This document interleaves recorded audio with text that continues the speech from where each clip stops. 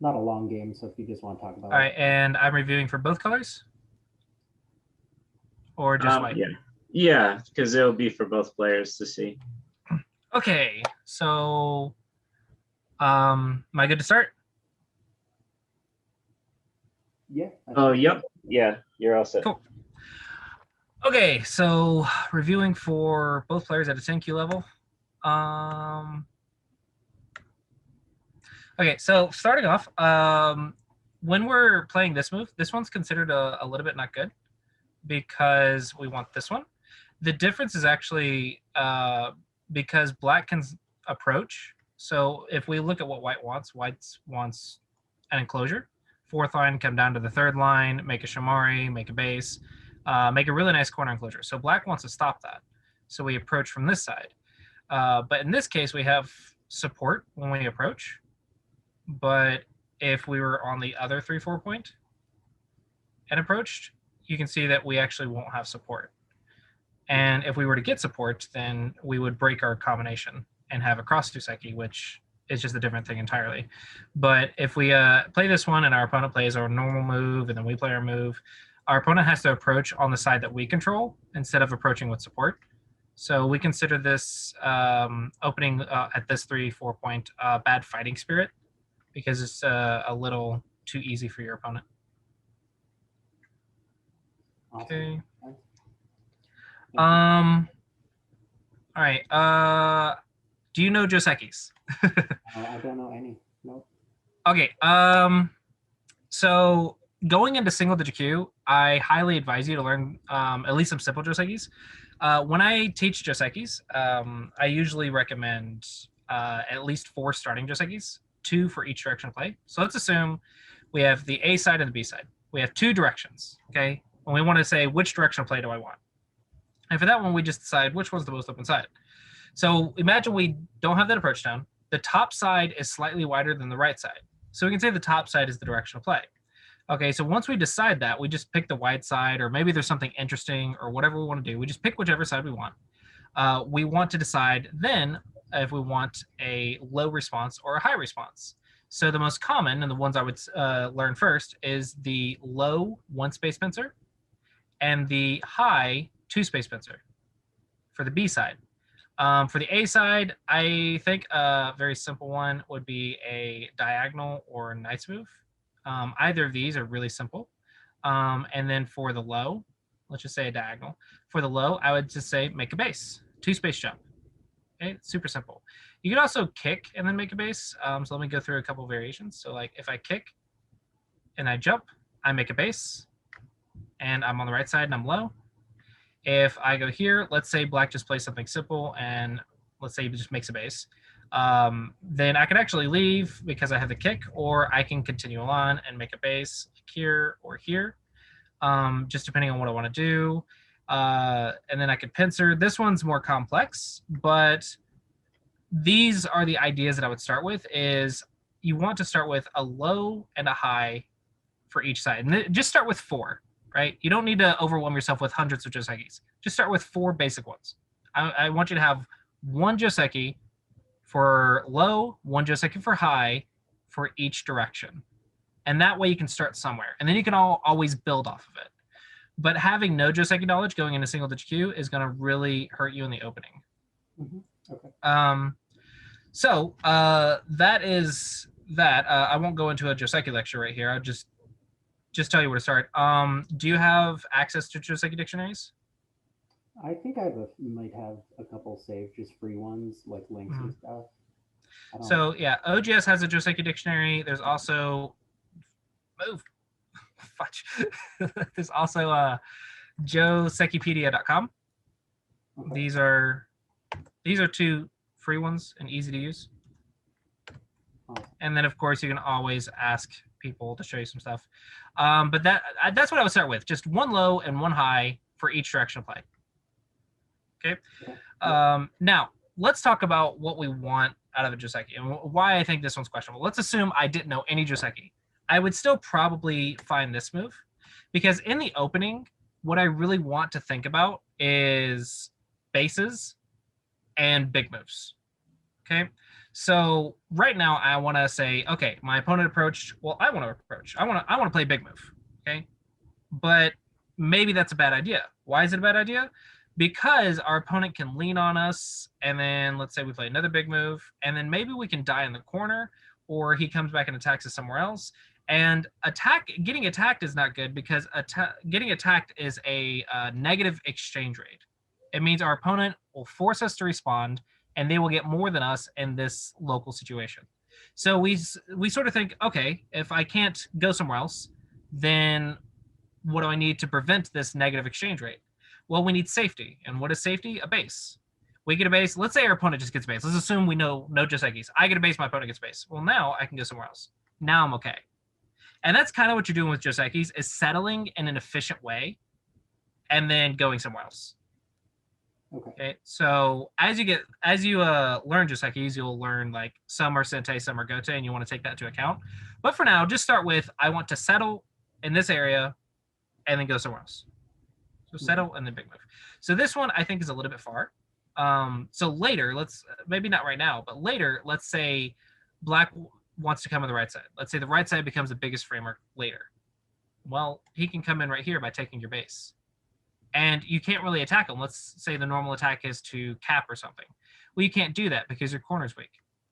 So you won't be able to attack the stone efficiently. Instead, you'll have to run away. And so black will actually be able to use your weakness to escape. So it lets black play on the right side much more easily if you have weak spots right there. So make a base in the opening. And then, of course, try to get to the big move. As soon as you're alive, get to the big move. So black plays here. We play the big move. Okay. Let's see. For black,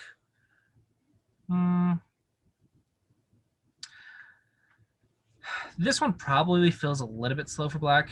If I wanted a base, it would just be here. That's a simple idea. Aside from a base, maybe I'd want to lean on white a little bit. So maybe I could look at here. Maybe something like that to build some thickness. Maybe I can just do a 1-point jump. My opponent plays, and then I can play something like this. I don't know. It's hard to say exactly what I want to do. Or maybe I could just leave it open since white ignored and just make a base. Another option is like almost always, the 3/3 is almost always an option. Then we just play something simple like that. Then make our base. And then white technically owes one move locally, but could also ignore. And then we can go somewhere like that. That one probably looks the most textbook. But the whole idea is I want to settle. And if I'm not going to settle, then I want to lean on my opponent. So this one just feels like you're developing, but it's too far away from the start point to develop. And it doesn't feel like you're making a very efficient base. Okay, that's a normal response. Here, make a base. Probably here or here are the simple moves for this level. Like just make your base directly or just attach to the 3/3 to try to get a base. Those are the simple ones. So I would just stick with those for now. Okay, so black plays a big move. All right, so now we're playing on the top side. So let's say we're out of the opening. And how are we saying that? Well, the opening is more about open corners and open sides. So if we consider the game to have three sort of ideas: defense, offense, and big moves. Okay, and then we break those into categories. Let's just look at big moves for a second.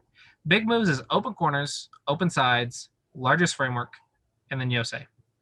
Okay, so we're assuming there's no weak groups. I think that's an incorrect statement, but let's just say for the sake that we have no baseless groups. Okay, so now we're saying we are going to play big move. So open corners, there are none. Open sides, every side has a stone on it. Okay, so now we're thinking largest framework. So who has the biggest one? So let's draw a line from the border. I can't draw a straight line, but all right, those are kind of the borders. So you're saying black is maybe closer to the Tengen by like one line.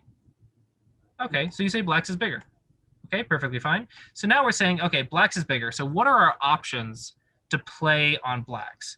So option one, and the most common or the easier one to use, is a reduction. A reduction means we're going to push that line down. The way we do that is simply play on that line. A very common spot on that line is a shoulder hit, just a diagonal point. The reason why is when they play here, we can jump away. And if they play here, we can jump this way.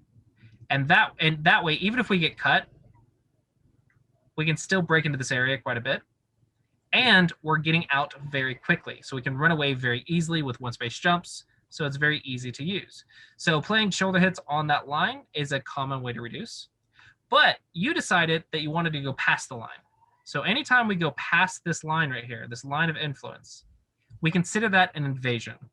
It's an invasion because past that line, we don't really have easy escape routes. We can get surrounded. When we get surrounded, then we need to use defensive tactics, like life and death tactics, like make a base, make eye space, etc. So past that line we're going to consider it an invasion. Invasions are easier to do on the third line because third line is your line of safety. It's easy to make a base. So the invasion ones I think that will be good is approaching a fourth line stone, like this one or this one. I think those would be the simplest invasions, or some sort of wedge where you have a 2-space extension on both sides. So for black, I think that would be, it doesn't look like we have a spot that we can invade, but basically it's if I have a 2-space extension on that side and on that side, but it can't be an armpit hit. So there's not really one on this board. So I would say these two would be or these three would be your starting invasion points. Going into single digit Q, you'll add on a little bit more. So like you'll add on attachments. 3/3s are also common, but not with the Knight's move. So, but you might consider at single digit Q, you'll say, okay, maybe I want to make a co so I can get 2 moves in a row. It's possible. You can consider attaching on the fourth line stones. So all of these are more options to consider, attaching right here. And then you just get more and more options as you get stronger, and you start looking for more and more Aji and forcing moves in order to make life or escape routes very quickly. So going back to our very simple ones, let's just look at our very, very simple ones. Let's say I just played right here. How would this go?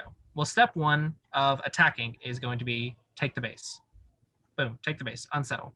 Okay, now white's going to run away. And step 2 is to surround.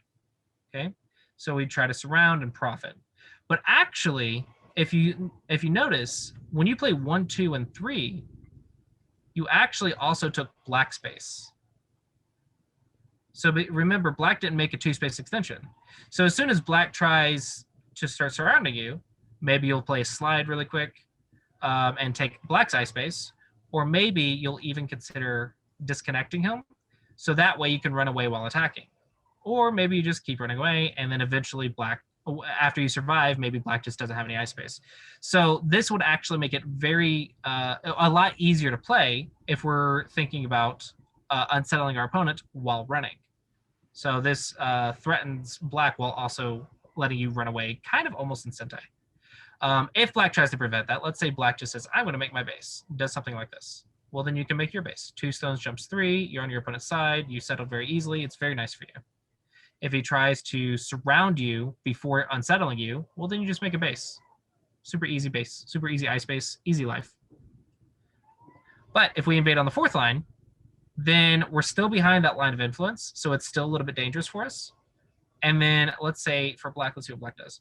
Okay, so yeah. So for black, I can actually make my base as black while also poking out your eye space. And then when you run away, let's just say I cap. Let's just cap. Run away. Run away. I don't care. Run away. Run away. I don't care if you live. I just want profit. And then let's say I build my influence. All of a sudden, I got control of the center. Yeah. Why? Because I can attack without any worry or concern because I'm strong. Can that make sense? Totally. Yep. Okay. So it's just a little bit dangerous. So here, yeah, you want to go to the third line, but because you're on the fourth line, I just slide under, take all your eye space. So it's more difficult. It's not that it's not playable, it's just more difficult. So black stops you from going into the corner.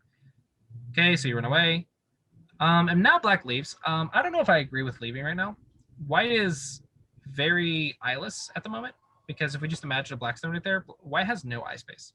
So a common way to attack this, if they're behind the line, is caps and shoulder hits. Those are simple ones to use.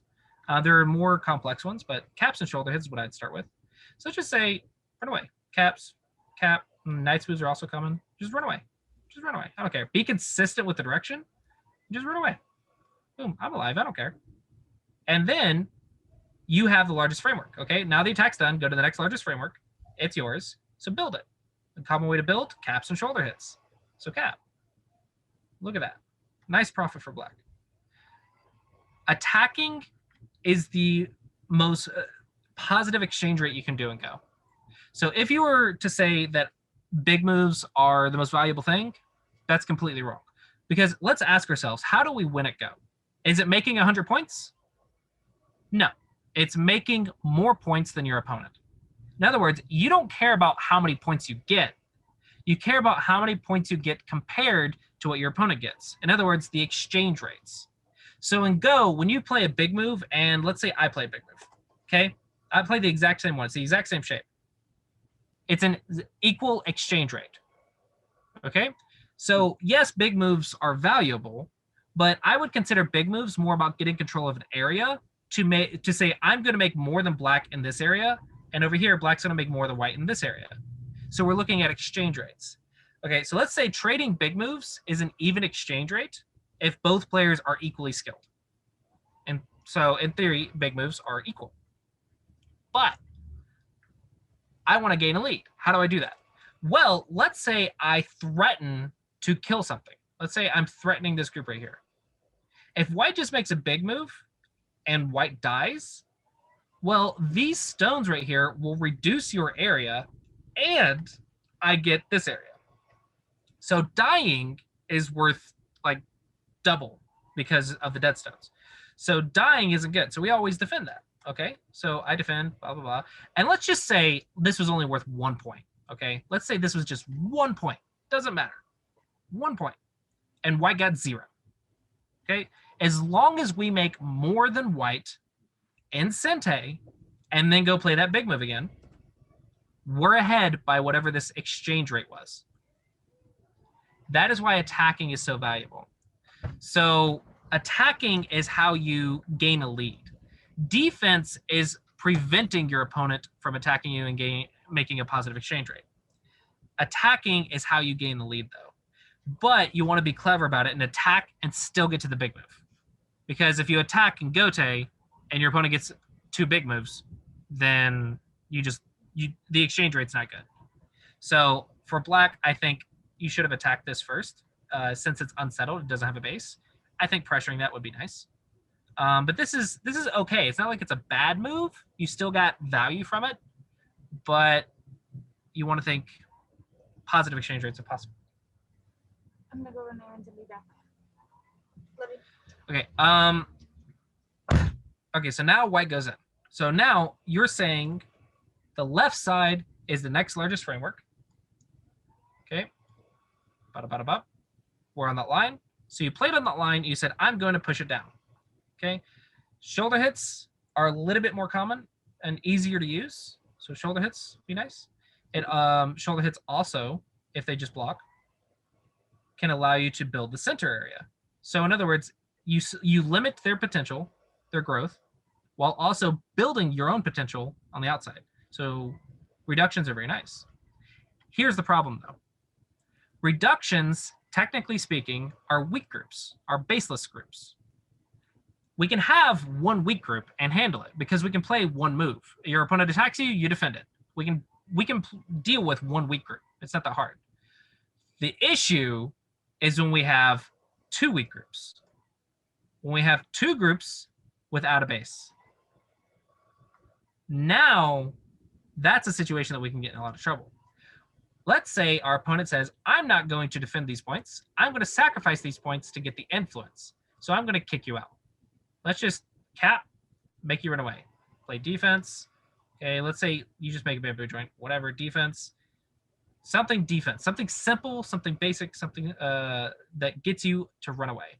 What do you notice with these 3 stones? Now these 3 stones are all by themselves. So now you go here. And white's like, well, I got to play defense. Okay, let's just reduce the eye space and surround. Let's say white lives. Let's just give white life. because we don't care, right? Or maybe he just lives here. We don't care. Okay, now I did that all in Sente, did that all for free. This is just an example variation. Fights can get crazy, so let's not go too much into details on the exact moves. But the idea is, let's say I attack both groups for free, and I get control of the center. Okay, then I come back over here and play a big move like cap to build this framework. Well, now all of a sudden I have a position that's this large instead of a position that's this large. So even if you don't die, even if we're assuming you make life, black's going to get a lot more. Because handling one weak group is easy, handling two is very difficult. So when you have a weak group in the area, you can't really do anything else.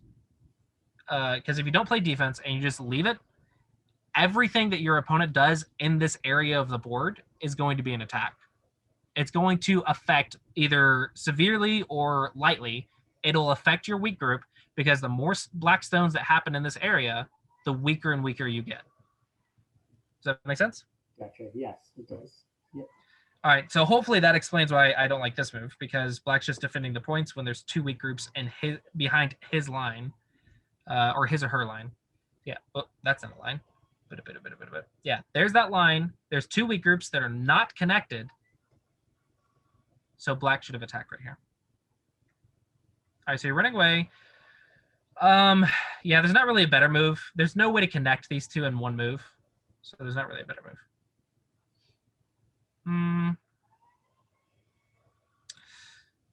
How do we defend? Step one, stay connected. Mm-hmm. So I would this is probably what I would just do. Like, just fix it. Now I deal with one group. Now I only have one problem instead of two problems. Yeah. But when I'm playing defense, my methods for defense are step one, make a base. Step two, run away. Step three, make eye space. Step four, play the vital point. These are my methods for defense. Okay. The most important thing, though, is while you're doing each of those steps, don't get cut. Because if you get cut, then your move doesn't help you. It's not connected to you. How could it help you? Right?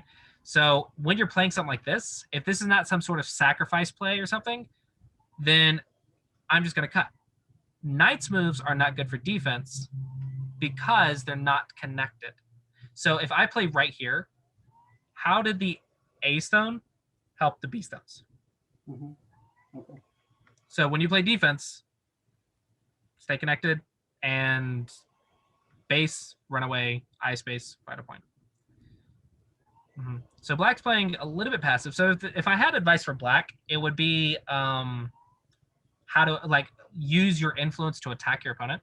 Because that's the big problem, is white's getting away with way too much up here. White doesn't have a base on either of his groups, and his groups are not connected, and they're on black side of the board. Black was there first, they're on black side of the board.